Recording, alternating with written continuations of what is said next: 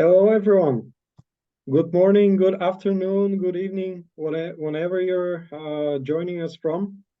My name is Jordan, and I have Bogdan Kostov here with me. So, welcome to today's session, Lean Through Glass.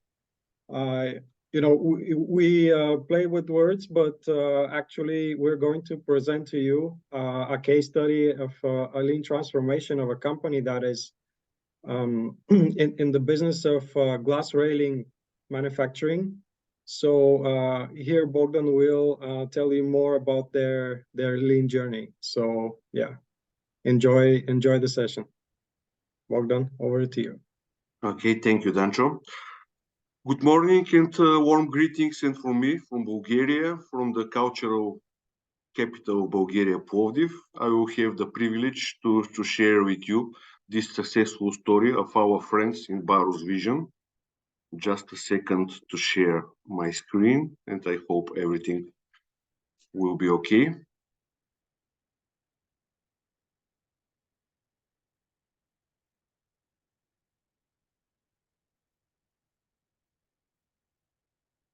Okay, Dancho, is everything okay? Can you see my screen now? Yeah, it's okay. Okay, as I mentioned you,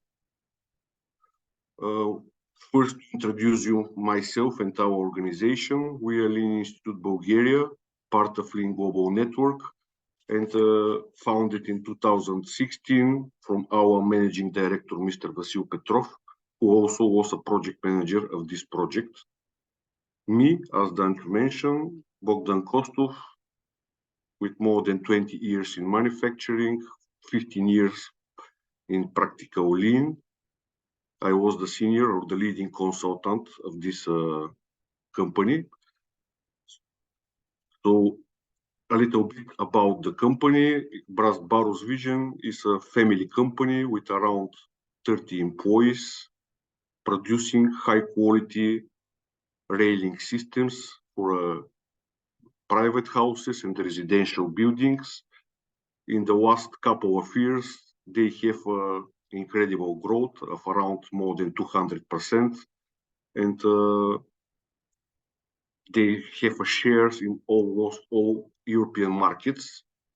So in front of them were many challenges, the pandemic crisis and supply chain crisis after that followed implementation of a new ERP system and so on, which lead them to the idea that it's time to change something in their organization and to start implementation of Lean.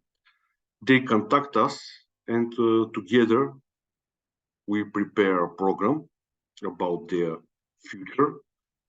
When we first go with Vasil to Barus Vision here in Plovdiv, we saw that the current situation is only the CEO and some of few of the main managers know something about Lean, and they have some small improvements, but they have only a theoretical knowledges and no practical experience. There was missing 5S in visualization on the shop floor, standard big WIP work in progress, big warehouses, semi-finished goods, raw materials everywhere. As a small company which started, they have no standards or lack of standards for all the processes. And as I mentioned, you the challenges, implementation of new ERP system. Also, next year they prepare themselves this year, and next year they will start a new factory for production of glass. So a lot of projects, good pipeline, and future for growth, but and many problems. So our decision was to make a full lean assessment of the factory, starting from all the production processes, warehouses, offices. We make interviews with all the key people. After that, together with them, they make self-assessment of their level, and we make our assessment on a standard questionnaire of 14 PRs, where you can see the results, how they assess themselves. With blue, what was our mark and what is the target for the coming year, the end of this year. Together we prepare a plan and we start to collaborate. The first thing what we recommend and what we start is to start the spark of lean in the organization. The advantage here was that the full organization, as I mentioned you, is only 30 people. So we succeed to make a lean basic training of all the staff, starting from the cleaning lady up to the CEO of the company in 2 sessions, where with interactive games, some video examples and presentations, we explain them what is lean, what is Muda, the type of wastes, what is value adding and non-value adding, all the lean principles, including pool and single piece flow. And this was a good starting point for them to start changing their mind and to see the advantages of lean. After that, our idea was to work starting from the beginning of the process, receiving of an order, till the end of the life of the product, till the shipping of the finished goods to the customers, and process by process with different Kaizen teams, sub-teams, which were cross-functional teams. We describe all the processes, look for the waste, look for the opportunities and standardizations of the processes.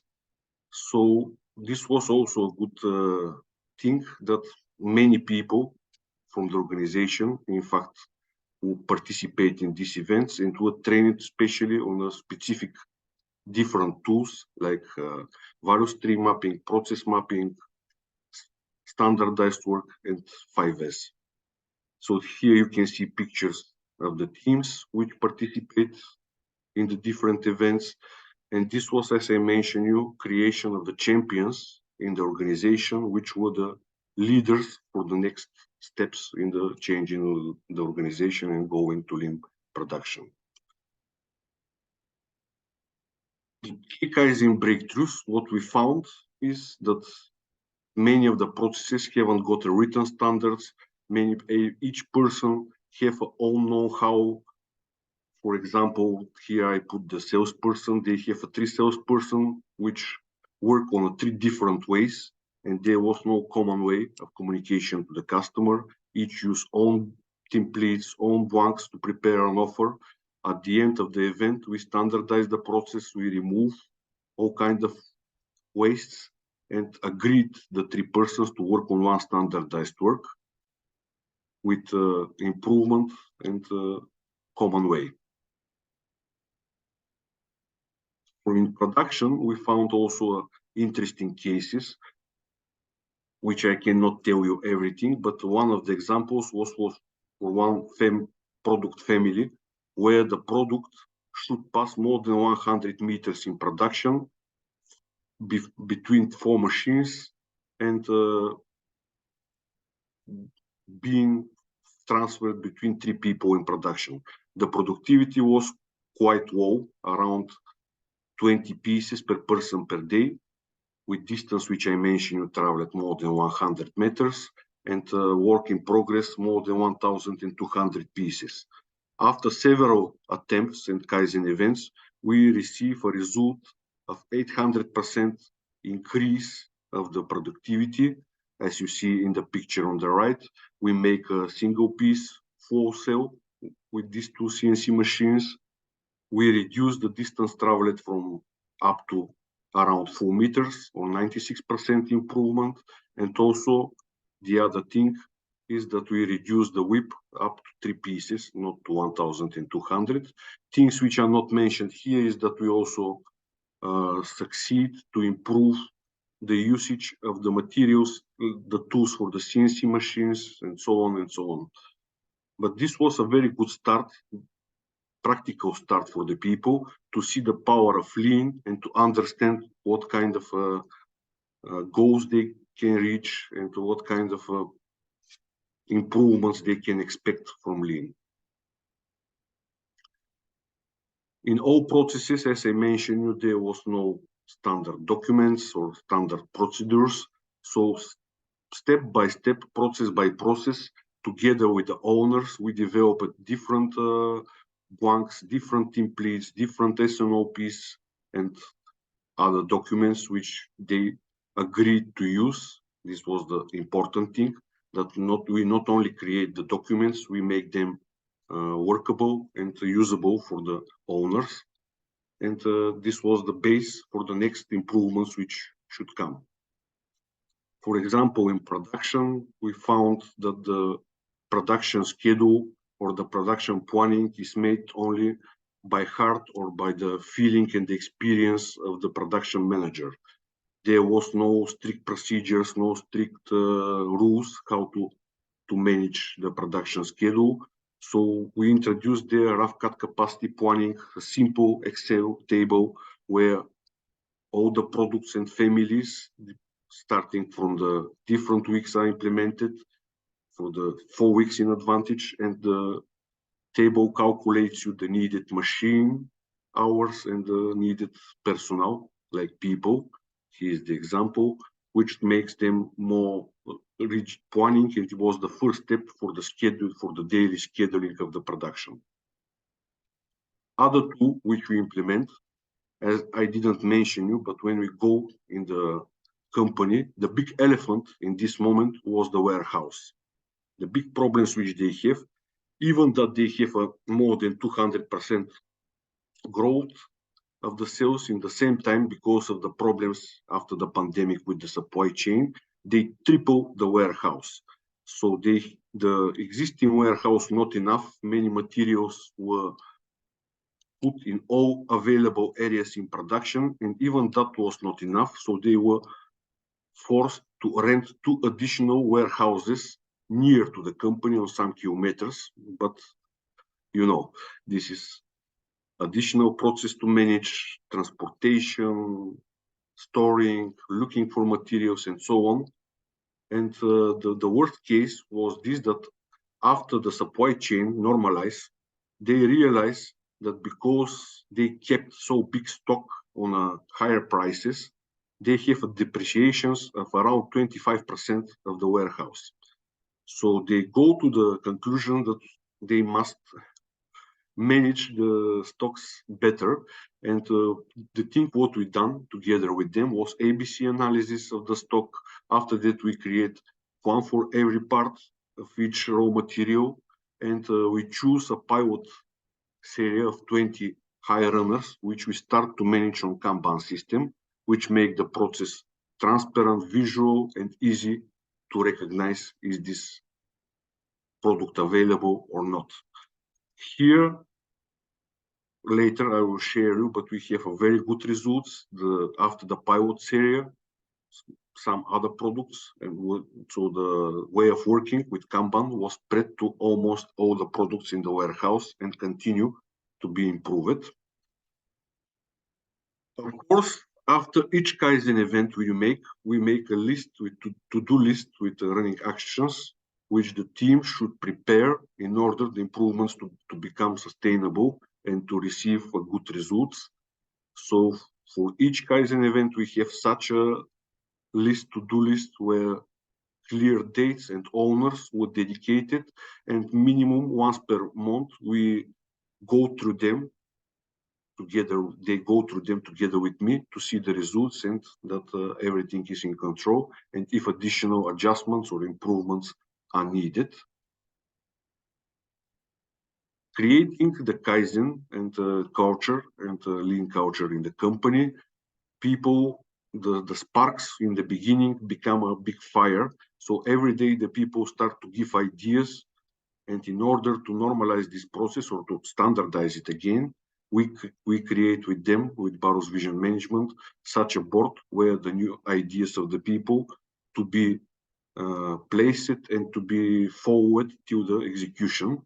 So here the interesting story is about the golden hammer, the so-called golden hammer of Barro's Vision, where the people were so enthusiastic that one day, during his normal walk in the shop floor, the CEO was approached by 2 workers with a good idea how they could improve the productivity, and they asked him to buy 2 special big hammers for the production. Of course, like a first reaction, the CEO approved if they think that the productivity will increase. But a minute later, he asked himself, why we are needed of hammers? We are CNC machining company. We are not a construction company. We don't need hammers or such tools. And he go back to the people and ask them, using the technique and the approach of 5 whys, they understand that they don't need the hammers, that they need improvement of the packaging material of these raw materials. And instead of losing 1 hour per day for unpacking the material, they go to a win-win solution with the supplier, how to make the packaging easier for Barro's Vision, and in the same time easier and cheaper also for the supplier. So that's why at the end they call this the gold hammer, and a good example for everybody how the first problem which you see is not the root cause, and you can go deeper and understand the problem and remove it forever. As I mentioned you, some of the results which we reach and which were interesting for everybody is the beginning. I told you the elephant in the company was the raw material stock. So at the end of 2022, beginning in January 23, the raw material stock was around 2.5 millions, calculated to the sales for the month, means around inventory turns around 3. After 6 months after the implementation of the Kanban, we reached the result of 6 inventory turns, which is doubled.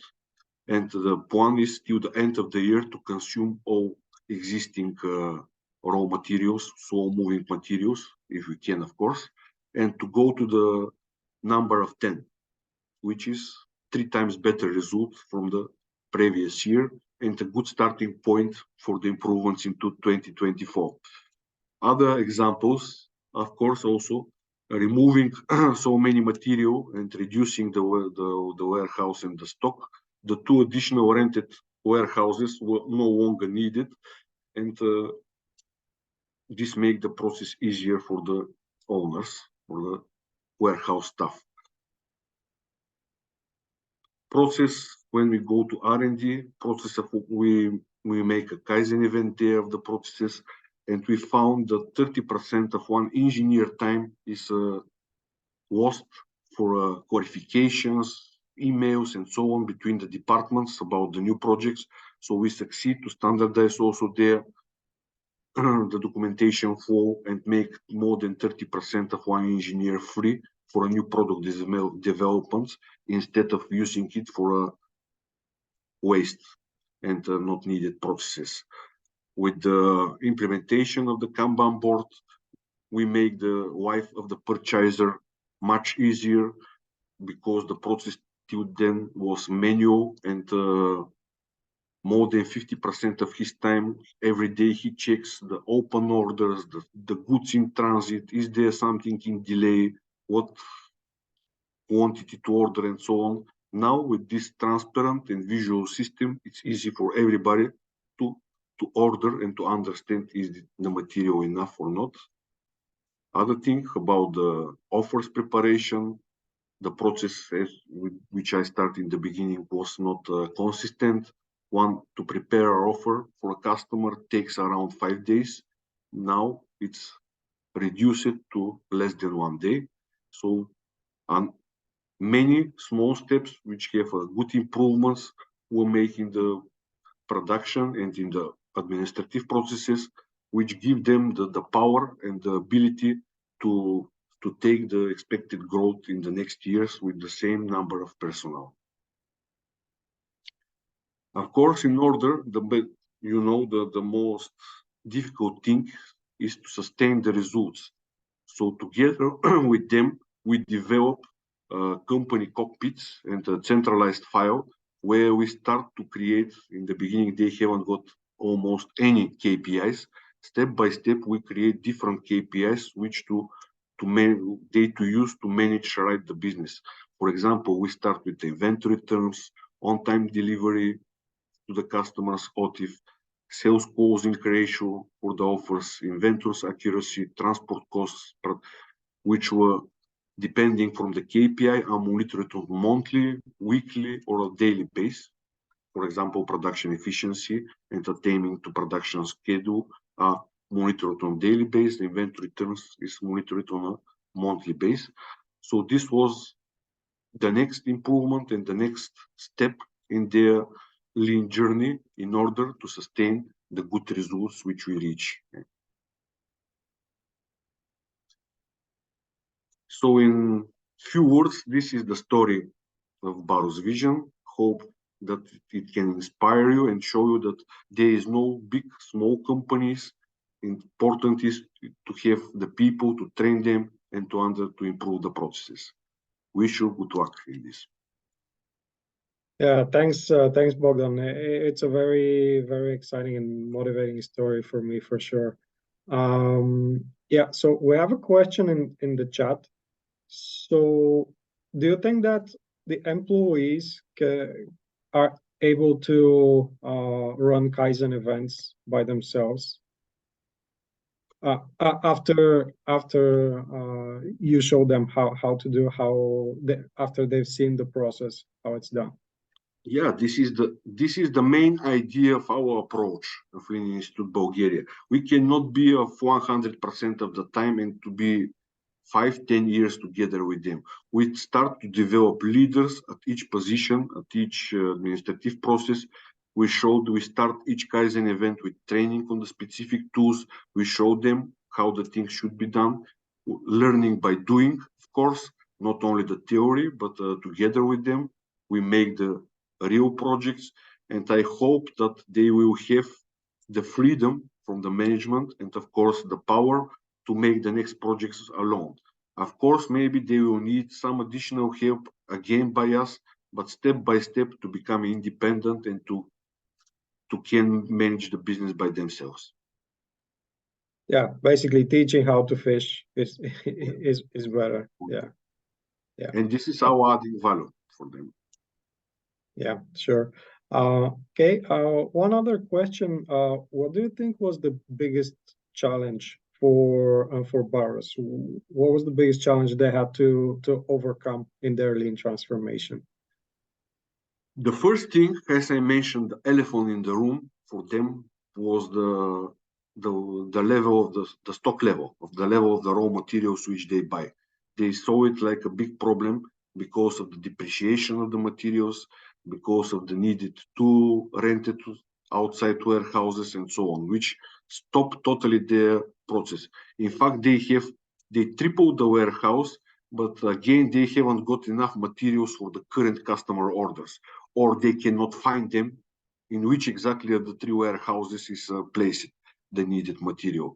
So this was the first thing what we tackle or what we start to fight. But in fact, the most important by me is this: to understand the mindset, to understand that this is not a one-man show, and to start especially the managers and the CEO to start to delegate tasks and to give the power or empower the people to improve their own processes by themselves. Okay, thanks, Bogdan. And one more question is, what was your main learning from this experience working with them? What did you take away from this engagement? Yeah, you know, my role like consultant is to be in a different environment, in a different company each week. So to work with different people on different projects, and everywhere I can find something interesting or something to take. So here, what I like most is of the environment in this company, and that they want to learn each day.